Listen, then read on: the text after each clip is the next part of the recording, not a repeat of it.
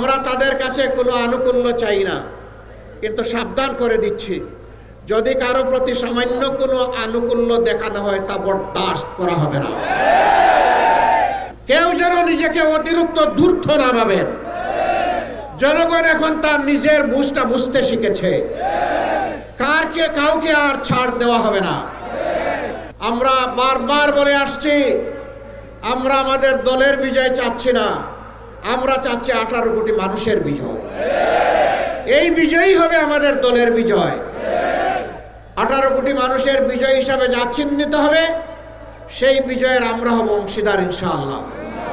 আর এই বিজয়ের পথে বাধার যত দেয়াল তুলে দেয়া হবে, এই যুবকরা লাথি মেরে সমস্ত দেয়াল ভেঙে চুরমার করে দেবে ইনশাআল্লাহ। কোন দেয়ালে আমরা টিকতে দেব না, কোনো ষড়যন্ত্র করে লাভ হবে না। কেউ যেন নিজেকে অতিরিক্ত ধূর্ত না ভাবেন। জনগণ এখন তার নিজের বুঝটা বুঝতে শিখেছে, কাউকে আর ছাড় দেওয়া হবে না। কোনো কালো হাত সামনের দিকে এগিয়ে আসলে সেই কালো হাত জনগণ অবশ করে দেবে। কালো টাকার বিনিময়ে মানুষকে কেনার দুঃসাহস দেখালে তাদের মুখে ছাই মেরে দেওয়া হবে।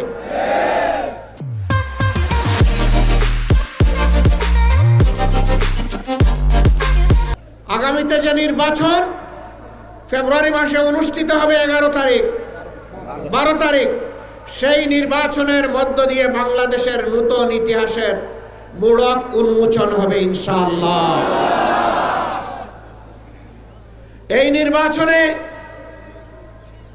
যুবক যুবা, তরুণ তরুণী,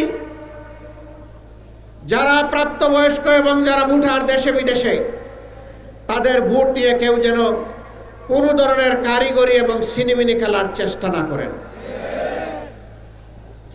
ইনশাআল্লাহ জনগণের সম্মিলিত প্রতিরোধের মুখে কোনো ষড়যন্ত্র থাকলে সব কিছু ভেসে যাবে। প্রশাসনের প্রতি আমাদের অনুরোধ, আপনাদের উপর রাষ্ট্রের যে দায়িত্ব অর্পিত হয়েছে, সেই দায়িত্ব সুষ্ঠুভাবে পালন করুন। নির্বাচন সুষ্ঠুভাবে অনুষ্ঠানের জন্য এখন নির্বাচন কমিশনকে তাদের দায়িত্ব যথাযথভাবে পালন করতে হবে। আমরা তাদের কাছে কোনো আনুকূল্য চাই না, কিন্তু সাবধান করে দিচ্ছি, যদি কারো প্রতি সামান্য কোনো আনুকূল্য দেখানো হয় তা বরদাস্ত করা হবে না। আমরা চাই আপনারা আপনাদের শপথের আলোকে নিরপেক্ষভাবে সে দায়িত্ব পালন করুন। জনগণ যাদেরকে তাদের ভালোবাসা, তাদের সমর্থন এবং ভোট দিয়ে বরণ করে নেবে, আমরাও তাদেরকে বরণ করে নেব ইনশাআল্লাহ।